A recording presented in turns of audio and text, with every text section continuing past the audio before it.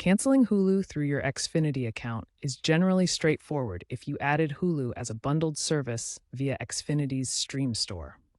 You'll typically either unlink your account or fully cancel the service. To get started, log into your Xfinity account through the Xfinity website or app. From there, navigate to the StreamStore section, usually found under Services or Account.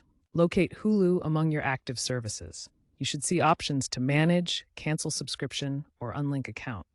Choose the option that fits your goal. Keep in mind that unlinking disconnects Hulu from Xfinity billing, and canceling ends the Hulu service. If you added Hulu directly through Hulu, you'll need to cancel separately on Hulu's website. Before you cancel, note that if Hulu is part of an Xfinity bundle, unlinking often triggers cancellation of the bundle discount. Make sure you understand the impact on your overall Xfinity bill.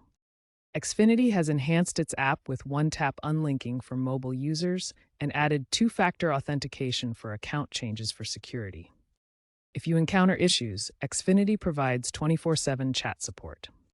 Some users have reported issues with bundle overlaps when switching between Xfinity services. If you face a similar problem, contact Xfinity support for assistance and potential refunds.